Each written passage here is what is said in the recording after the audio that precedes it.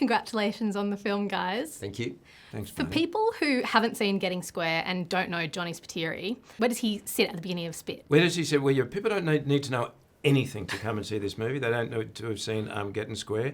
They need to know nothing, actually, because it's pretty apparent straight away who this character is. The first time you see Johnny reappear on screen in Spit, coming off a plane and coming down the airport, you learn who he is pretty much straight away and all unfolds. So I don't need to give any spoilers whatsoever about this. How do you think he's changed in the last 20-odd years? He's got older. Older, and the biggest one really is that he's now an ex-junkie. And so, that defines a lot of where the film goes, and that he's older and that he's more, dealing with life and on many levels. Was it always on the cards to bring him back? No. No, We'd never considered doing anything like this. No. So that was 22 years ago, and it was only about 10 years ago. Jonathan, myself, Chris Nice, the writer, independently all started to think about things, and then started to talk about the possibility of doing this. We've always been like the audience. We're fans of Spiteri as well, and so he's such a iconic sort of individual that it's hard to let him go and hard not to think about what are some great situations to put him in. And so you're always sort of vaguely thinking about things. But when we started sort of independently thinking and talking, and then sort of got together, we suddenly went, this is a great idea. And so that's where it sort of started, or the ball started rolling anyway. Do people call you Johnny? No.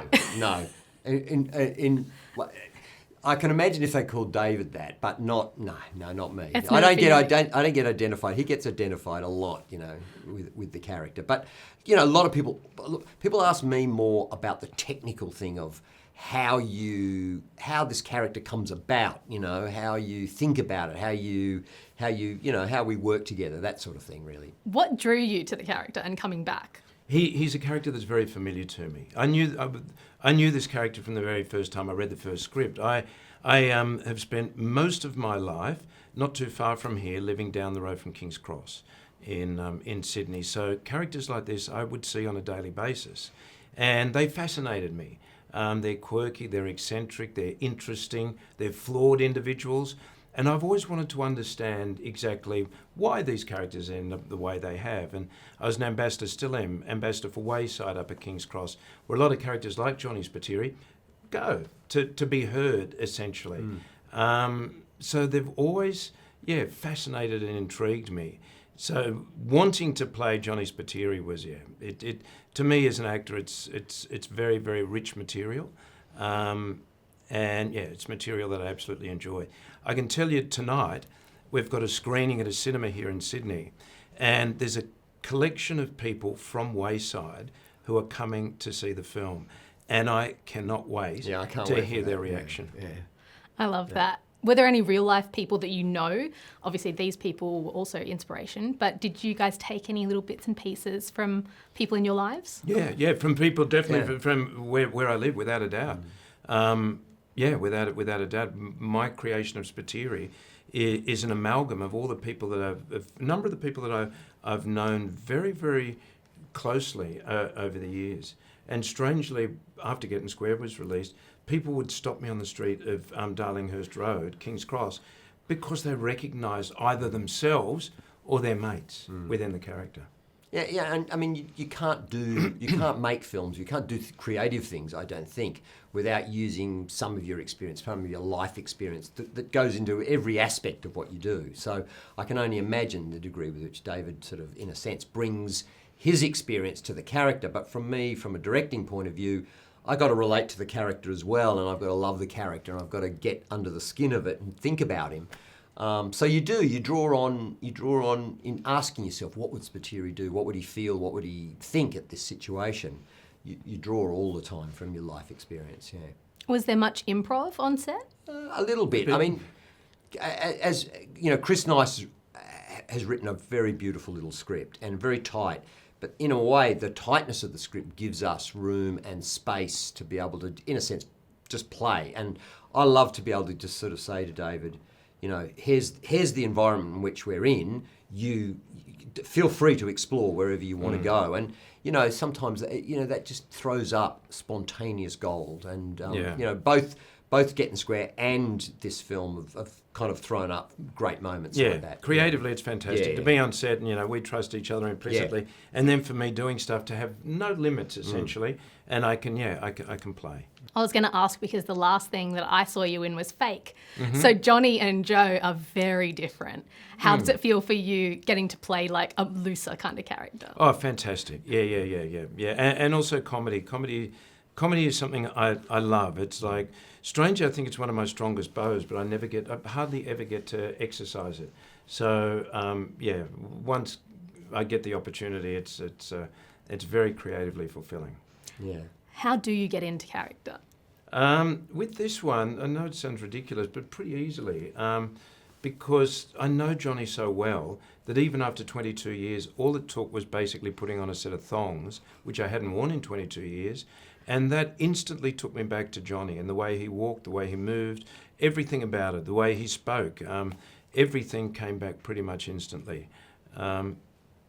He's there. It's like he's there within me somewhere at all times. And I think also, that it's so important, the body language and the posture and as you said, the walking, the thong, these physical attributes, some of the greats of comedy through history.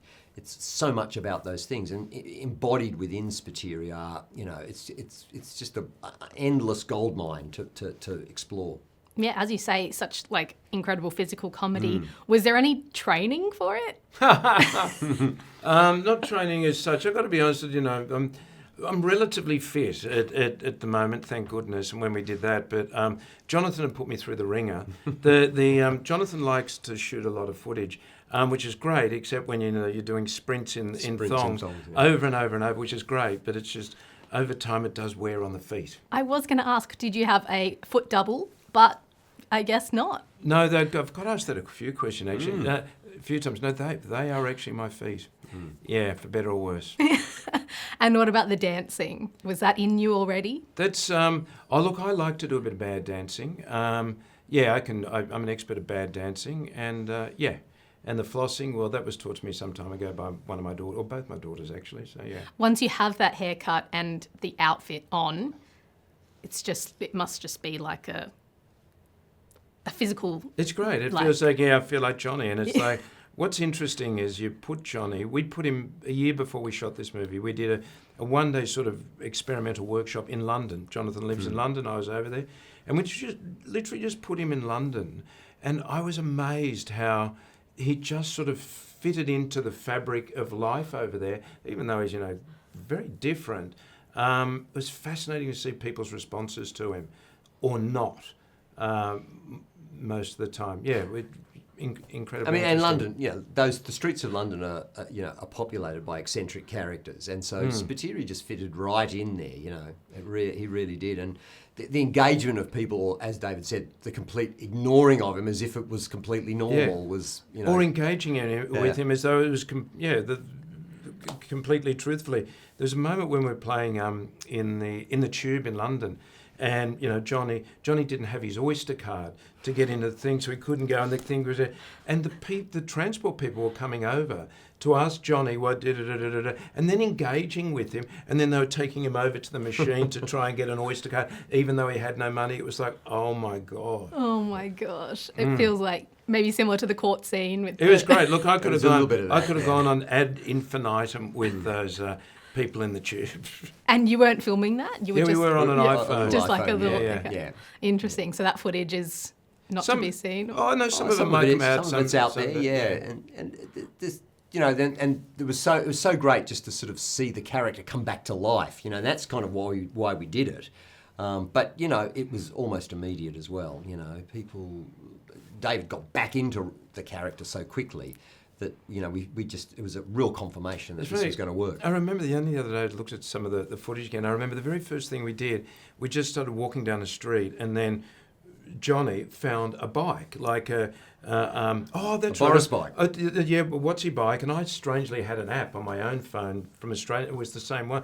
Got on the bike and then started to ride this thing along the streets of London. I was thinking, as I was writing it, I was thinking, geez, it's much harder work than I thought, whatever.